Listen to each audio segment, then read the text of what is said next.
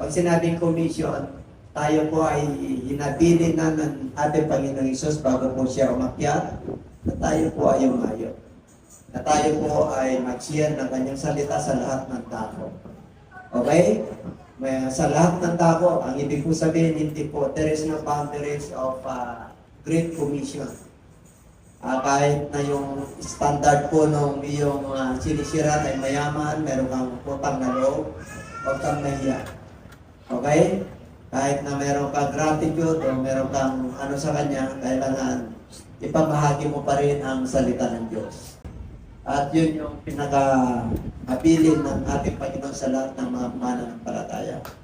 Kaya malungkot po tayo. At hindi lang yun, nararamdaman ko rin na ako mismo ay kahit na may edad na po tayo, kailangan nagagampanan ko pa rin yung aking tungkulin bilang bishop, bilang pastor, bilang mga ngaral. Kaya dito po sa umagang ito, tayo po ay tuturuan ng Diyos kung paano po natin ma-maintain. Acts chapter 2 verse 42, sabi po ron, and they continued steadfastly. Sila po ay nananatiling patibay at nagpatuloy sa mga aral ng apostoles, sa pagsama-sama, sa pagputol-putol ng tinapay at pananalangin. Apat po yan, nagagampanan natin bilang mananampalataya. Para tayo po ay nakakapagpatuloy. Kaya kahit na may bagyo na darating, tayo po ay naka-angkla. We are anchored in His Word. We are anchored on His promises. What we echo is His Word. Amen? Ang ating sinisigaw, yung Kanyang kapangyarihan, yung Kanyang salita. Na tayo po ay niligtas ng ating Panginoon at may mga pinaghuhugutan po tayo. Lahat po tayo ay may patutuo po rito. Amen po? Kaya kung gusto nyo na tayo po ay mapagpala, inanapan lang po tayo ng ating Panginoon ng pag-ayo. Yan ang walang pinagkaiba po yan sa mga hindi mananampalataya. Ganun din po tayo. Kailangan tayo po bilang mananampalataya, tayo ang kamay ng Diyos, tayo ang paa ng ating Panginoong Hesus, tayo yung Kanyang bibig. Kasi siya po ay nag-resurrect na. Kaya tayo po ay may kapangyarihan at binigyan tayo ng karapatan na maging anak ng Diyos para may gagamit tayo. Sabihin mo sa katabi, may gagamit tayo. Kaya pag hindi ka gumagawa, paralyzed po yung body of Christ. Pag hindi mo ginampanan yung pag-ayo, paralyzed. Spiritually, we are paralyzed. Amen? Kaya tingnan nyo, minsan, nalulungkot po tayo yung mga desire natin sa buhay, hindi natin nakukuha. Yung mga gusto natin sa Lord, hindi nakakakilos ang Lord. Nandun ang pagkilos ng Lord, kaya lang, hindi siya nakakapag-manifest sa ating mga buhay ng nais natin. Kasi the pleasure of God is in us. Natutuwa ang Diyos sa atin. Paano mo mapapasaya ang Diyos? Paano? Sige nga. Paano niyo pasayahin ng Diyos? Kilala niyo si Enoch? Si Enoch, all of his life, buong buhay niya, he pleased God. Nilugod niya ang ating Panginoon. Hindi nagdanas ng kamatayan si Enoch. Walang nakakalam kung saan si Enoch. Pero the Bible tells us, kinuha siya ng Diyos, kahit na hinahanap siya. Because he pleased God. How would you please God? 37 Book of Psalms verse 4. And His delight is in the law of the Lord. Ano raw ang kasiyahan natin? Sa batas o sa utos ng Diyos. Ano gagawin mo sa utos ng Diyos? And He meditate His word day and night. Sa tawin ng tulad, hinantulad, pag ikaw ay ganon, para kang hinantulad na nakatayo na punong kahoy sa gitna ng batisan. Lahat ng iyong gagawin ay papagpalain. At sa panahon ay namumunga. Kahit panahon ng bagyo, panahon ng taglagas, yung nasa gitna ng batis, yung salita ng Diyos, yung tree of life, yung tree, ay magdadala pa rin ng bunga. Ano ibig sabihin? Tayo po ay may lahat ay pinagdadaanan. Amen? Talo po tayo, we are on the third country. Pag sinabing third country, we are living in the low poverty line. Yung minimum po natin, hindi sumasapat po sa mga pangangailangan natin. Ang tawag po dyan, third world country. Kaya, hindi na ako nakakapagtaka na tayo ay malungkot. Pero ang nakakapagposaya sa atin dapat ay yung kanyang mga pangako. Yung kanyang salita. Dapat hindi tayo kagaya ng mga hindi mananampalataya. Kasi anak na tayo ng Diyos eh. Amen po? Iba ka. Ang anak ng Diyos ay iba. Sinabi po yan ng Bible. Ha? Alam ng Diyos kung saan nakatayo ang mga hindi sumasamba sa Kanya. Blessed is the man that walks not in the counsel of the ungodly, nor standeth in the way of sinners. Kaya mapalad yung mga mananampalataya na hindi tumatayo sa kinatatayuan ng mga makasalanan at kinaupuan ng mga makasalanan. Asan pa tumatayo ang mga makasalanan? Saan? Saan nila ginagamit yung kanilang paa? Bukod sa kanilang trabaho at sa kanilang sariling ginagawa. Minsan nako-compromise. Nandun sa mga hindi ka nais-nais na lugar. Tumatayo po tayo sa mga hindi dapat. Amen? Kaya umuupo po tayo sa mga hindi dapat kinaupuan. Ano ibig sabihin? Yung mga mata po natin, saan ba nakatingin yan? Sa pangako ng Diyos? O nandun sa mga ano natin, sa TV, sa gadgets natin? Mas mahalaga ba at mas maraming panahon na nandun po tayo sa gadgets po natin? Yan po ang panahon natin kung hindi tayo mag-iingat. That's why our preaching this morning is spiritual standard. This is the spiritual standard of God. Okay? Kayo ba nakanda na? Okay. Malapagan natin ang ating Panginoon. Ngiti naman yan, ngiti. Oo. Seryoso tayo. Oo. Kasi dumadaan po tayo sa mga iba't ibang subok. How to maintain. Tingnan po natin. Leviticus 11:45, For I am the Lord who brings you up out of the land of Egypt to be your God. You shall therefore be holy, for I am holy. Okay. 1 Peter 1:15 and 16, But as He who called us, you is holy. You also be holy in all your conduct. Kailan banal po tayo sa lahat ng ating ginagawa because it is written, Be holy, for I am holy. The keyword is holy. What is the meaning of holiness? The holy. Okay, tingnan po natin. Sa wikang Hebro, ang holy po ay is G, small letter G, O, D, E, S, H. Okay? And the Greek word is hagios. Hagios. H-A-G-I-O-U-S. Okay? Statement of person, their moral superiority. The scriptures bring us the idea of being set apart for God's use. Kaya dito pag sinabing banal, ang implication ng iba, yung mga spiritual, talaga sila lang yung banal. Amen? Nice na malaman po natin na bakit ang kabanalan ay hindi tayo dapat magiging extreme. Na ang tingin natin sa sarili natin, kung born again po tayo, ay talagang kakaiba na tayo sa mga unbeliever. There is just a purpose, and God set apart, iniwala lang po tayo kasi anak tayo ng Diyos. Pero it doesn't mean na mga kapatid, superior ka sa iba. Okay? Dahil ang banal ay ang Diyos lang. Kaya yan ang papag-aralan po natin. Okay? Kaya, dito po, God mandate us to become holy. The book of Leviticus, yung nabasa po natin. Kasi po, kailangan banal ka. Bakit po? Ang tingin sa'yo ng Lord, God sanctifies us.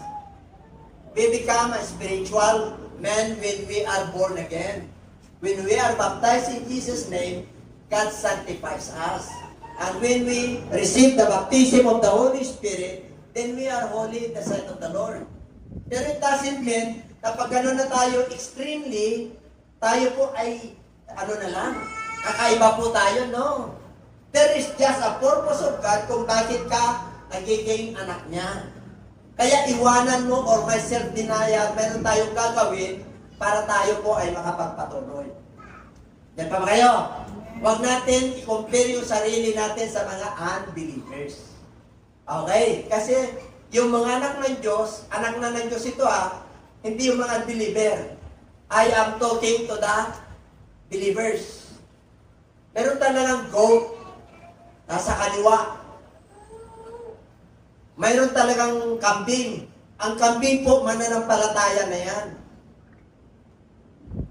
Amen? Ang tupa, mananampalataya rin. Nasa kanan po yung tupa. Ang mga tupa, yung mga sumusunod. Yung mga kambing, mga mananampalataya, na hindi pa ganong makasunod kasi nasa process po yung holiness. May mga bagay na hindi nila maisuko pa. Kaya huwag natin silang i-judge. Kailangan abutin natin po sila, magkaroon po tayo ng habag sa ating kapwa.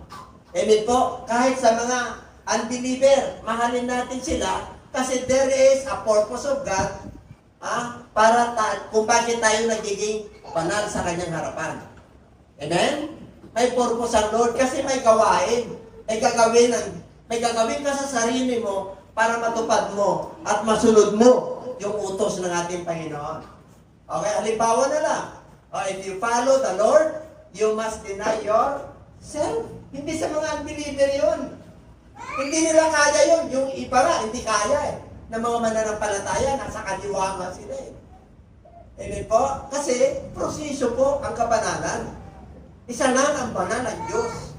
Ginawa ka ng banal ng Lord kasi there is a purpose of God to set apart. Hiniwalay ka lang ng Lord para sa magkaganon, patuntun natin yung standard ng ating Panginoon. Hindi yung standard ng tao. Amen? Kung standard ng tao, wala na kaniligtas.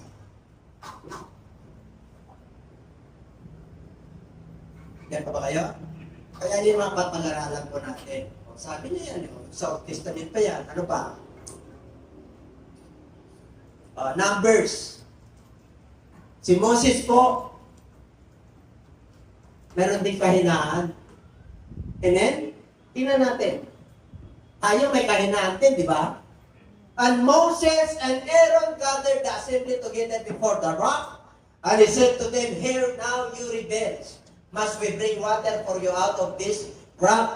Then Moses lifted his hand and struck the rock twice with his rod, and water came out abundantly, and the congregation and their animals drank. Alam mo, ang utos ng ating Panginoon, kausapin mo yung pato. Ang sabi ng Lord, kausapin mo. Dahil sa inis ni Moses, ang sabi ng mga anak ng Diyos, alam niyo ba kung ilan ang kongregasyon ni Moses? 600,000. Magkongregasyon ka lang dito na ganito, problema mo na Yung 600,000 pa, pamilya, bata, lahat. Sa wilderness po sila, 40 years. Pumunta sila, nakatako sila sa lugar ng Meriba. Basahin nyo na lang sa Numbers chapter 20. Nagreklamo yung mga galing sa Egypt.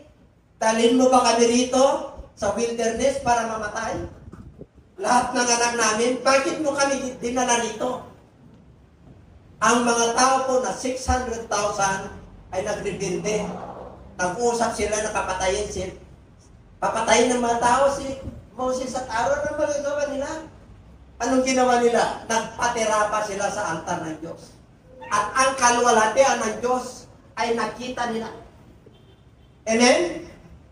Kaya dito po, ang sabi ng Lord, okay, itong matitigas ng ulo na to, reklamo ng reklamo. Pinatawid ko na sila. 10 salot iniwan nila. Hanggang dito pa naman sa ilang, reklamo pa rin ang reklamo. Wala silang pananampalataya. Nagalit ang Diyos. Pero, ano sabi ng Lord sa kanyang habag? Moses, kausapin mo yung patok. Pag kinausap mo yan, lalabas ang tubig. Ano ginawa ni Moses? Diba? Anong tawag sa kanila? Mga rebelde kayo. Sinabi ng rebelde ng mga anak ng Diyos. Ibig sabihin, ang tindi mo sa harapan ng Lord. Sumusuway ka sa kanyang salita, sa kanyang kalooban. Ipakita mo sa kanila sa pamagitan ng pato na to. Kausapin mo, lalabas ang tubig. Then Moses lifted his hand and he struck that rock twice with his rod. Yung tungkod ni Moses, instead na kausapin niya dahil sa inis niya, pinagpat niya eh. Minsan ganun tayo. Amen? Dahil nainis po tayo, yung desire po natin, hindi dumarating yung gusto natin, matapat naman tayo kay Lord. Pero pinapangunahan po natin ang Lord. Sinabi niya na kausapin mo ako, kausapin mo siya. How to deal with the Lord? Paano po tayo nakikipag-deal sa Lord? Pag sinabi niya kausapin, you deal with the Lord through prayer. Amen? Did you pray? Did God teach us to pray? Nasa isip niyo lang. You must express what you want to God. Sabihin mo. May mga panahon na samayin lang. Pero pagka matindi na, okay. Water came out abundantly. Nasagana po. Nakinabang ang 600,000 kasama yung kanilang mga hayop. Ngayon, kung titingnan po natin dyan, kaya hindi nakapasok sa promised land ng ating Panginoon, ni si Moses, because of this. Hindi niya kinausap. Amen? Ganun pa man, sa kabila ng kanyang kahinaan, ginamit pa rin siya ng Diyos. Ganun din po tayo. Pag may mga nagagawa po tayo na hindi maganda, tuloy ka lang. Amen? Kahit na minsan nagtatampo ka na sa Diyos, tuloy ka lang. Bakit po? Siya ang nakakalam ng higit sa iyo, sarili mo. Kasi siya ang lumikha sa atin. Sabi mo sa katabi tuloy lang, ha?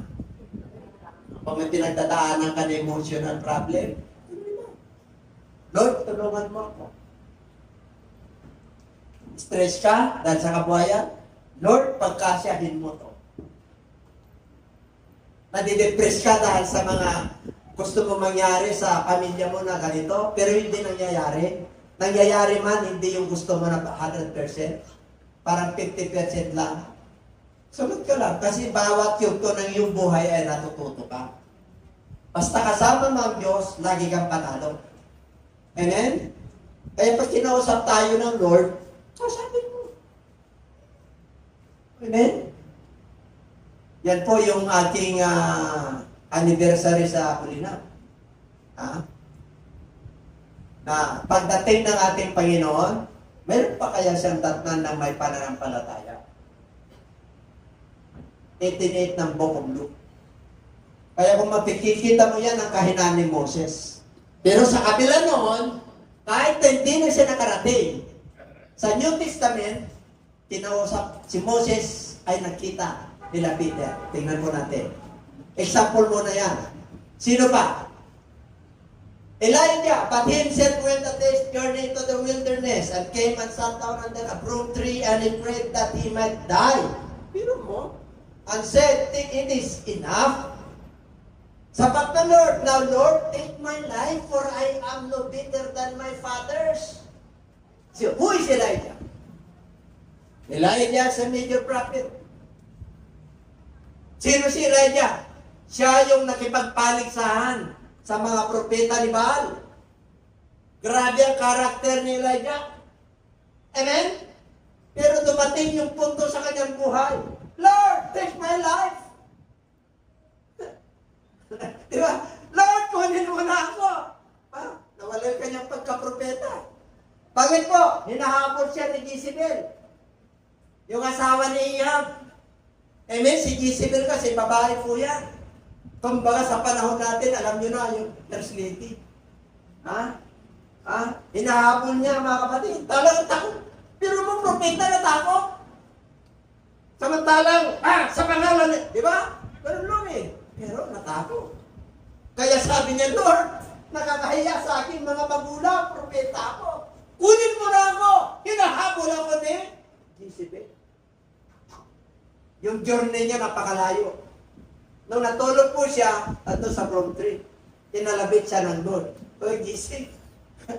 Kainin mo itong malit na to at uminom ka nito. Okay, kaya sabi niya nakaroon siya ng malay. Kaya dito po, meron pa ba? Under heaven ito, okay. Nagawi po siya sa kuweba and spent the night in that place. And behold, the word of the Lord came to him and he said to him, what are you doing here? Kaya pa ba magtanong si Lord sa atin? Anong gusto mo? Eh, basic yan eh, bibigay ko sa'yo. Bakit lagi kang palinsa? Parang walang nangyari sa buhay mo, walang pinagbago nung ikaw ay naging mananampalataya. Elijah, anong ginagawa mo rito? Hinahabol ako ni Jezebel. Takot na takot ako. Ako na lang yung naiwang propeta. Minsan ganun po tayo. Hindi natin hinarap yung mga problema. Pag may sakit ka, harapin mo. Amen? Sinabi ng doktor, ito, maintain ka. Ito, high blood ka. Ito, diin ka. Ito, kidney mo, failure na. Diba? Anong gagawin mo? Pag pinitik ka ng Lord, and shall not live by bread alone. Kaya nabubuhay dyan. Ibig sabihin, mabubuhay ka sa bawat salita. Yun yung salitang buhay. Pag pumasok yan sa puso mo at nangusap ang Lord sa iyo, ibig sabihin buhay yung kaluluwa mo. Kaya kanyang pagalingin. Kaya niyang ibigay yung pangangailangan mo. Kahit na sa third world country tayo, kaya kang itaas ng ating Panginoon. Amen?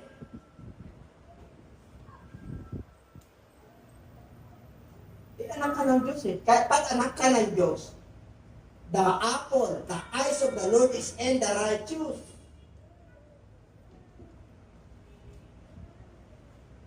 Ang buhay mo at ang relasyon mo sa Diyos, alam niya kung anong pinagdadaanan. Amen? Kaya sabi niya, ano daw? So he said, I have been very zealous for the Lord God of hosts. For the children of Israel have forsaken your covenant. Ito ang kabigatan niya.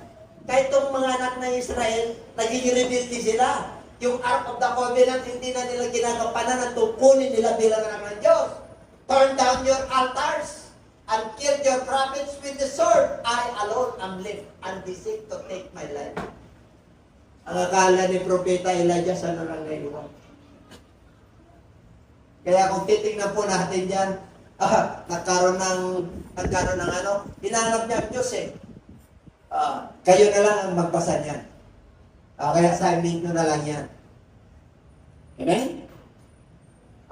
Kaya dito nakita, dito na tayo. New Testament na, prophets Moses and Elijah. Si Moses, may kainan ba? Meron. Si Elijah, may kainan ba? Meron din. Tayo ba, may kainan ba? Marami, kunti. Amen. Ayan ang maganda. Unti-unti na nilordyan yung kahinaan mo, magiging blessing yan. Amen? Pag nag-glorify mo ang Lord sa kahinaan mo, nakasunod ka sa Kanya, paghugutan mo yan ng karunungan, katalinuhan, katatagan ng iyong pananampalataya. Tingnan niyo mga kapatid. Hindi po kung Matthew, after 6 days, nung 6 na araw, sa buwan niya at wala dyan. Dinala niya yung kanyang mga lagat. Inner circle ng ating Panginoong Isus, sino? Peter, James, and John. Pag sinabing inner circle, yan yung mga close ng ating Panginoon. Close ba kayo kay Lord? Amen? Pag close kayo kay Lord, nakikita kayo at tinatap kayo kung anong ministry meron kayo.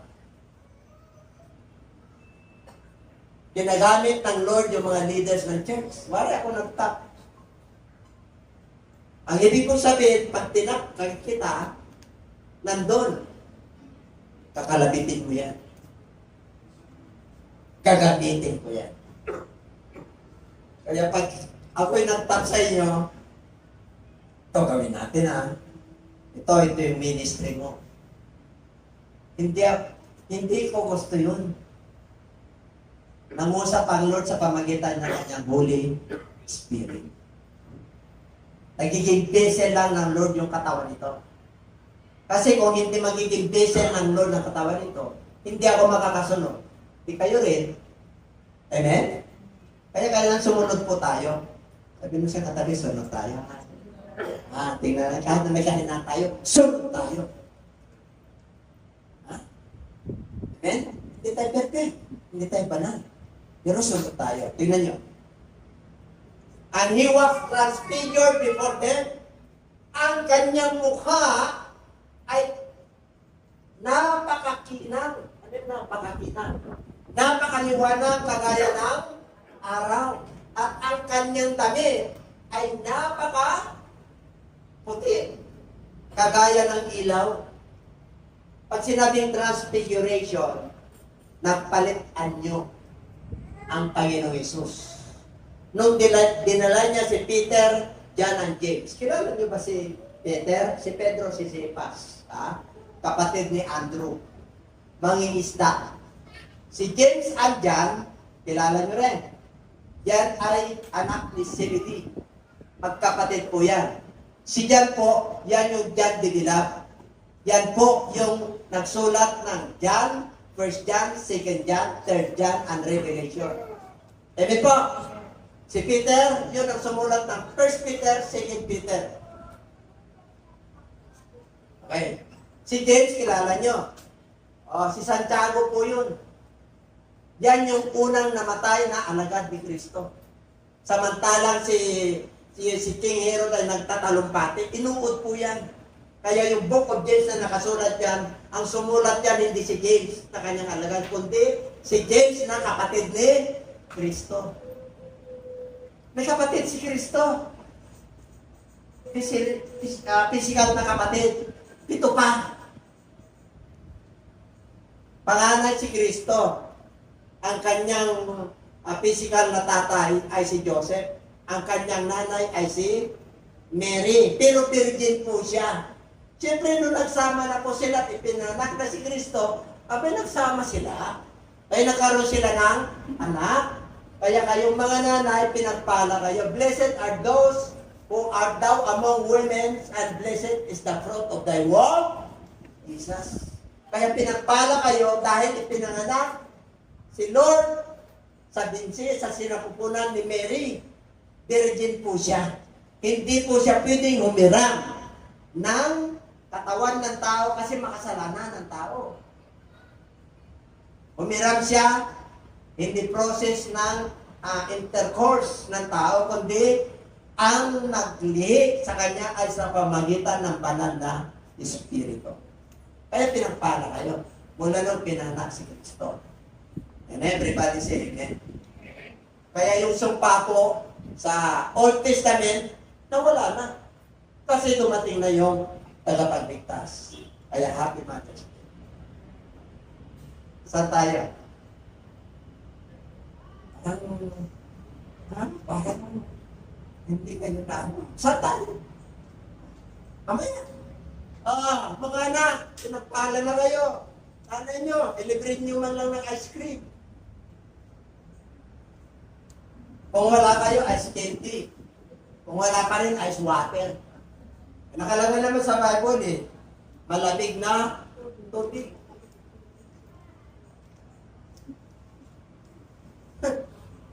Alam na. Pero mo, ano pa? While he was still speaking, behold, a bright cloud overshadowed them, and suddenly a voice came out of the cloud saying, "This is my beloved Son, in whom I am well pleased. Hear him." Okay. Si Peter may kahinaan ba? Meron. Sinabi ng Lord "Get thee behind me, Satan." Pero mo, tinawag si Peter na Satanas. Pero nagpatuloy si Peter. Amen? Nung nagkwento ng Lord ng suffering niya sa Jerusalem, ano sabi ni Peter? "Panginoon, makaya kita ipagtanggol. Kahit may kamamatay ko. Nung hinuli ba si Jesus Christ, pinagtanggol siya ni Peter? Yes. Pinuha niya yung kanyang aba.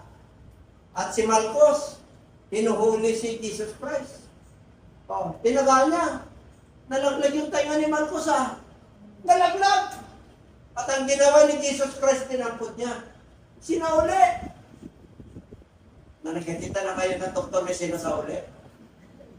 Tinatahi yun. Ininjeksyonan ng anesthesia yun. Pero si Lord kasi siya Ang magagawa niya, ang nais niyang gawin, basta sa kapakinabangan at kabubuti ng kanyang nilikha. Kahit tinatwa ni Peter si Lord, ako tumilaw yung manok sa pangatlo, sa pangalawang tinawag pa lang, 3 pieces mo na ako tinatwa. Pangalawa pa lang Kaya naramdaman niya, ay Panginoon, tingnan niyo, nagpapala lang nun sa atin. Amen? Nagpalala ang Peter remembered the word of the Lord Jesus Christ. And he cried. Ano yung tinatwa? Talaga, di ba alapad ko ang Kristo? Naglayo-layo siya. Nakilala ulit siya. Ikaw yun, nakasama rin mo. Sa ibang version, kada mabatayan ko. Sa ibang version yun. Pero sa atin po, kasi yung mga ibang version ng Bible, mababaw na. Kaya ang ginagamit natin Bible, King James Version at saka New King James Version para magka-unite tayo. Amen? Kasi pag ibang pinasa mo na yun. Pangatlong pangalawa pa lang. And Peter went out and he cried. At sisi siya. Peter has a flaws and weaknesses. Pagaya natin. Tingnan natin.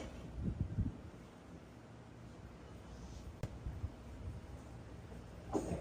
Ibalik mo yung transfiguration. Kwento natin. Sa verse 3, nagpakita si Moses at saka si Elijah. Di ba may kahinaan? Sa transfiguration, si Moses at saka si Elijah. At saka si Jesus. 3 sila, Trinity!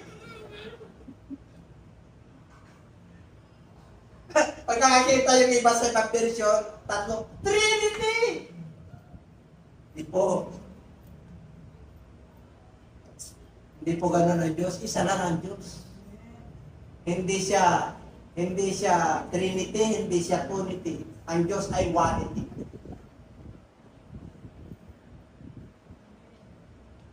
Mga preachers po. Pasensya na lang po. Kasi lang tayo, one God Wala tayo, one Lord Kailan bang kakaiba na tayo kung anong pangalan ng Diyos? Sana pag-pray po natin isang araw, magka-unite tayo. Kaya Peter may kainaan. Pero, nung sila po ay nasa bundok, nagpakita sa kanila si Moses, si Elijah, at saka si Jesus Christ. Nung nakita ni Peter, Panginoon, ako'y gagawa ng tabernakulo. Trinity ulit. Tatlong tabernakulo. Tatlong Diyos. Sino yun? Si Moses, si Elijah, at saka si Jesus Christ. Nung nagkaroon siya ng pangitain, nakita niya na nagtaka. Iisa na lang. Wala na si Moses at saka si Elijah. Ano yung sabihin? Isa lang, yung Panginoon Diyos natin. Isa lang, yung tabernakulo at kilala ni Pedro kung sino ang kanyang sinasamba.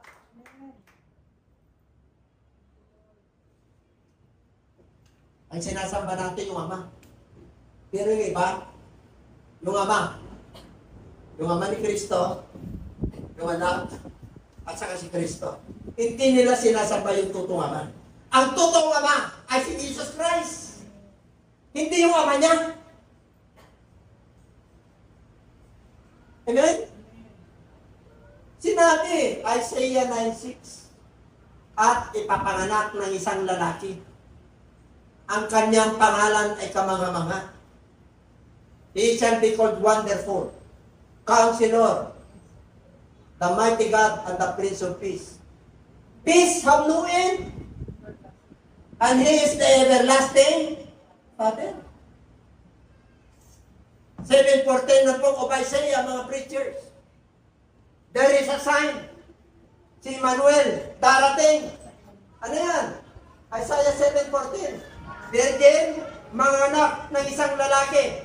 Matthew chapter 1 verse 23. Napulpil yan nung dumating si Kristo nung pinanak. Emmanuel, God is with us. There is only one God in heaven. There is only one throne in heaven. Yun yung susi na nasa atin. Sabi mo sa iyong katabi, makalat ka. Nasa iyong pagpapala ng mga tao. Nasa ating mga kamay. Amen? Hindi nyo kasi ginagamit yan. Nandiyan ang pagpapala ng Diyos sa iyong kamay. Kaya tingnan mo si Peter. Nasukluban sila ng shadow. Nung nasukluban sila, maliliman sila ng katiliman. At nagkaroon ng liwanag at nagkaroon ng tinig na nagmumula sa langit. Ano sabi niya? Pakinggan ninyo siya, si Jesus Christ. This is my beloved Son. Amen?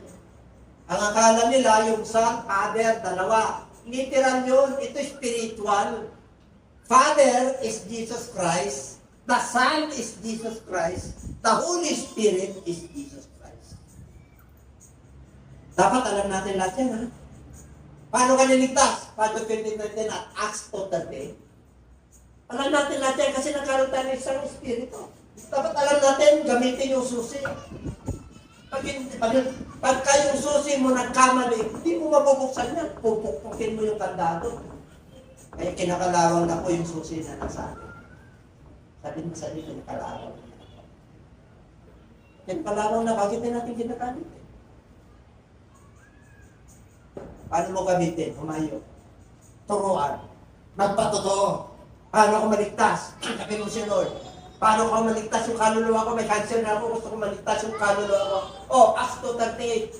Magsisi ka. Pabutismo ka sa pangalan ng Jesus sa kapagpatawad ng iyong mga kasalanan. At tanggapin mo ang banal. Yan yung susi. Ano everybody say amen? Si Peter may kailangan, ginamit siya ng Lord. Si Moses may kailangan, ginamit siya ng Lord. Si Elijah may kailangan, ginamit siya ng Lord. Ganun din po tayo. Lahat po tayo rito ay hindi perfecto at hindi banal. Pero habang tayo po ay nagpapagamit, magiging perfecto ka at banal ka sa harapan ng Lord. At nakakakilos ang Lord sa iyong buhay. Gamitin mo ang susi ng pagpapala ng Lord. Amen? How to maintain spiritual standard. Ba't tayo nagkasama? We are Gentiles. But God sanctifies us. Jesus Christ sanctifies us. Pinabanal tayo ni Kristo dahil sa kanyang kamatayan sa Diyos. Kaya anak na tayo. Sabi mo sila kasi pinagpala. Kahit anong gawin mo, pinagpala ka ng sunod ka. Yung gawin mo, yung kalooban ng Diyos, hindi yung kalooban mo. Amen? Isa pa yung mga sakripisyo lang, pero tuloy lang. Number 3. While he was still speaking, because the bright cloud overshadowed them. Okay? This is man. Ito yung bugtong kong ano. Nanunugod ako sa kanya. Hear it. Saan tayo nakikinig? Saan tayo sumusunod? Asan ang pananampalataya natin? Kanino yung pananampalataya natin? Pinagalingan natin na reliyon? Pananampalataya natin kay Kristo. Sa salita ni Kristo. At yung sabi ng Diyos, hear him.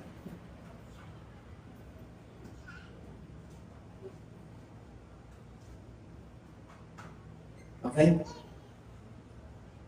But Jesus came and touched them and said, arise and do not be afraid. Pag ikaw ay hinipunan ng Diyos, tingin dito. ako'y nangangaral dito, na-inspired ng Holy Spirit, ang iyong bang likod. Nangungusap ang Diyos sa iyo.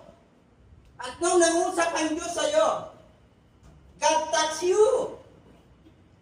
Arise. Bangon. Lumaban ka. May pinagdadaanan ka, karamdaman, kahirapan sa buhay, may tinitias ka. Arise. And do not, because I am with you always, even unto the end of this age. Because I am your Father and you are my Son. The relationship between the Father and the Son. Hallelujah. Sabi mo siya katabi, pinagpala ka. Pinakausap tayo ng Diyos. Kaya this coming Sunday, 19, mag-recruit na kayo. Ano re-recruit nyo? Illegal? Scammer? You recruit so that the kingdom of heaven, yung mga bilang ng mga hintil, gagamitin tayo ng Diyos para mabuo. Hanggat hindi nabubuo yung bilang ng mga hintil na mananampalataya na pinanganak na muli sa tubig at espiritu sa pangalan ni Jesus, sino gagamitin na? Sino?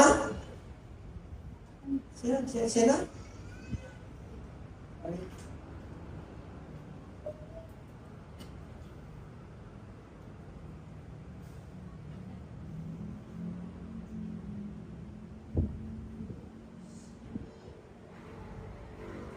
Arise.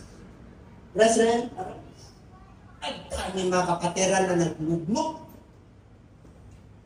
Pag tumingin ng Diyos sa atin, yung mga kaluluwa natin lugmok. Nanghihina. Bakit nanghihina? Aba, hindi pinapakain ng salita ng Diyos. May salita ng Diyos, hindi naman minimeditate. Ang minimeditate niya kung paano kikita, hindi masama yun. Paano, hindi masama yun. Pero ang sikreto po, meditation is worth day and night. And observe or obey all things that are written therein. For then thou shalt have your way of God prosperous. Nakaroon ka talaga ng good success. Pag ito minimeditate mo, kasi lahat ng solution ng problema mo, dyan manggagaling. Kasi alam ng ating Panginoon Diyos ang ating pinagdadaanan. Amen? Lahat tayo may pinagdadaanan. Ako rin may pinagdadaanan. Lahat tayo rito walang simple. Ang pinagdadaanan mo, baka tiisin. Kahirapan, mula nung pinanganak ka na, hirap ka na. Aba, hirap ka na ng Diyos. Dala-dala mo pa rin yan. Ha? Dapat magaan na yan. Ha? Sailing, I am sailing home. Sailing, I am sailing home. Kasama na sa bagyo yan, pero nandiyan si Kristo sa kabila ng bagyo. Nandiyan sa iyong buhay. The battle is not yours. God, the Lord is with us. Kaya magaan yan. Sabi mo, magaan yan. Ang nagpapabigat niyan, ang kaaway. Ang nagpapabigat niyan, sarili mo. At ang nagbibigat niyan, yung mundo nito. Pero kilala mo yung ano mo sa Lord, makakabagit ang baas. Lahat ng mga problema mo nandito na ka. Nandito sa talampakan. Oh, nasa ulo kasi yan eh. Di ba problema sa ulo? Sa Bible ang problema na sa talampakan. I will crumble down. The snakes and atakan ko lang yan. Kaso ang umapak sa atin yung mga problema. Ngayon lang tayo. Arise. Nandun na napiyat. Why is it important for believers in Jesus to understand holiness? Why? Therefore, hear that the Lord is of your mind, be sober and rest your hope only upon the grace that is to be brought to you at the revelation of Christ. As obedient children, kaya sumusunod na po tayo, sa kanan po tayo ha, hindi sa kaliwa ha, kung sa kaliwa ka na, man, ibang pakahuli ka na. Okay. Now, Conforming yourself to the former lust. O yung dati parang kakawian, wala na yun. Old nature yun. As in your ignorance. Kasi wala pa tayong kamalayan noon. Wala pa tayong liwanag at ilaw noon nung wala tayo kay Kristo. Kaya sabi niya, okay, ilagay mo, palaban mo dito sa mind mo. Mindset. Magpakatatag ka. At yung hope mo, fully. Saan daw? Upon the grace that is to be brought to you. Kasi magpapahayag si Kristo sa iyo. Kaya ang daming ang blessing. Sabi mo, ang daming ang blessing. Kasi kapag sumusunod po tayo, nakatali sa may natin yung kanyang salita. Kaya naging matatag tayo, may pag-asa tayo, buong buo. Yung rest po, kapayapaan yan. Ha? Pagin po, grabe ang grace. Grabe ang biyaya na darating sa atin. Bakit? Magre-reveal ba naman si Jesus Christ sa atin? Kung anong gagawin mo? Hello? Are you around? Shall we clap our hands to God?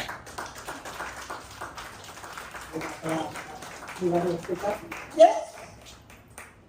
Ganun ang Diyos natin. Kasi anak ko niya. Ngayon na tayo po ay nakasunod na. Conforming yourself to the former lust. Dati pa tayo rito. Pero wala pa tayo kamay. Ignorante tayo kasi ron. Hindi pa tayo born again. Natural man pa lang tayo noon.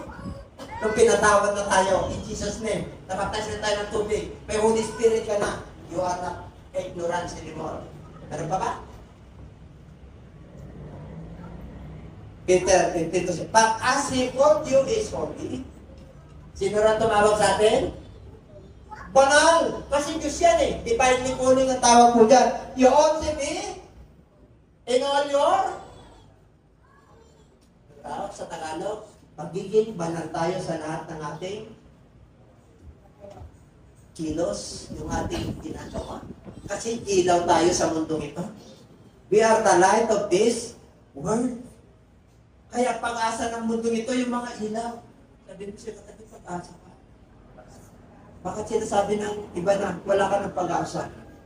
Samantalang ang Diyos sinasabi niya may pag-asa ka. Sa katsusunod, sa sinasabi ng iba, sinasabi ng Diyos. Siyempre lang tayo ng Diyos eh. Amen? Sarap pa yung maging anak ng Diyos. Sarap matulog. May kapayapaan eh. May kapayapaan eh. Oh. Wala naman natin kayo ng Diyos, wala kang kapayapaan. Minsan may bagyo. Hindi ka lang payapa, pero mamaya-maya payapa ka na. Kasi kasama mo ako sa buhay. Because it is written. Nasusulat. Sinabi nasusulat. Nasa roster ng kasulatan niya sa Word of God. Ano daw?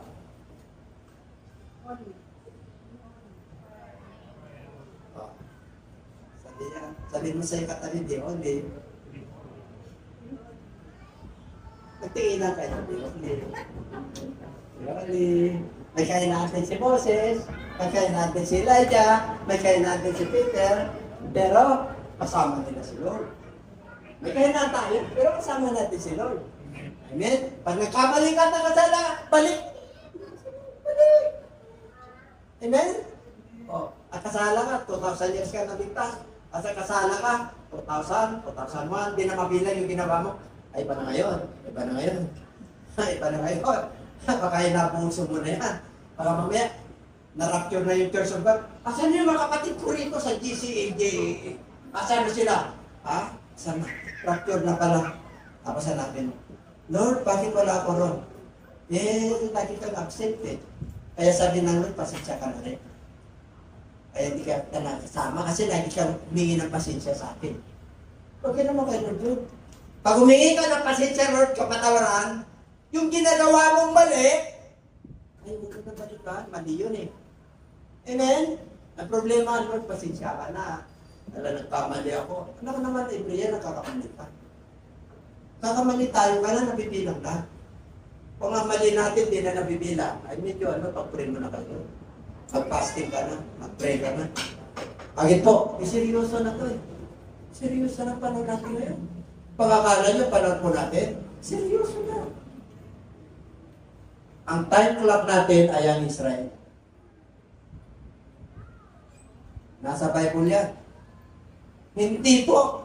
maliit ang war sa Israel. Tatandaan niyo yan. Iran, pati Russia, kasama dyan. Lahat ng buong mundo sasama dyan. Bakit po? Kinukuha na nila yung lote nila, yung Arab. Ano na lahat dyan? Sabi ng Lord ito, Abraham, ang dami ng anak mo, ay sindami ng buhangin. Sindami ng bituin sa kalangitan. Ganyan ang pangako ko sa iyo.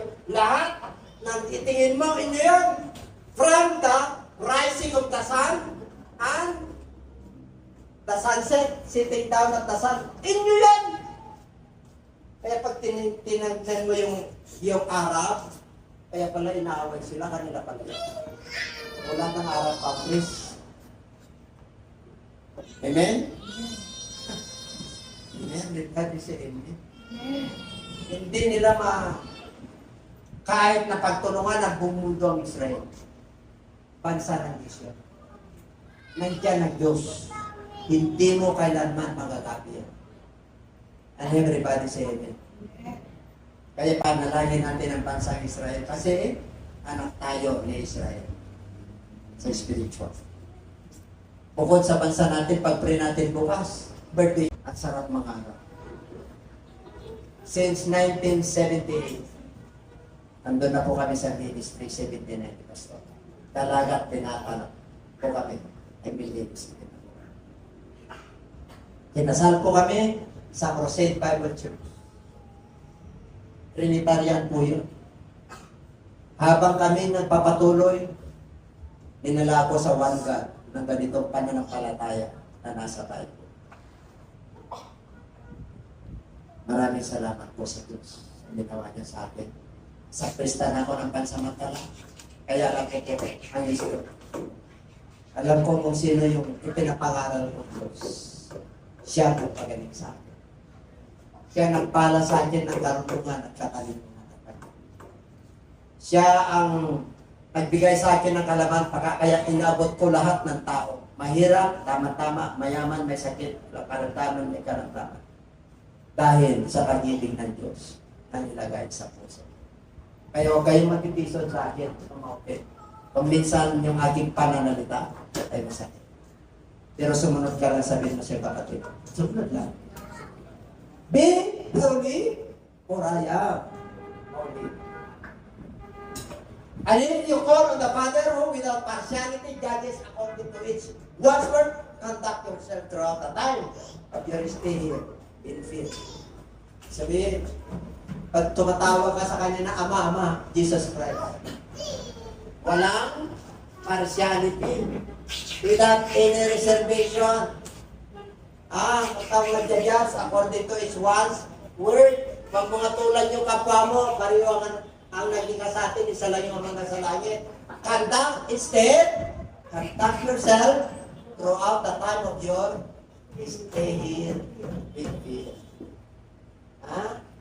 Kilos mo na ng palataya na. Nung wala pa tayo sa Lord, kilos ano tayo?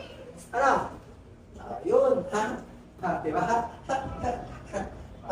Pagka-party-party, kilos natin. Pero kilos na natin. Pag nasa Lord ka, kailan may paggalang, may pagkatakot ka sa Diyos. Okay, ano ba?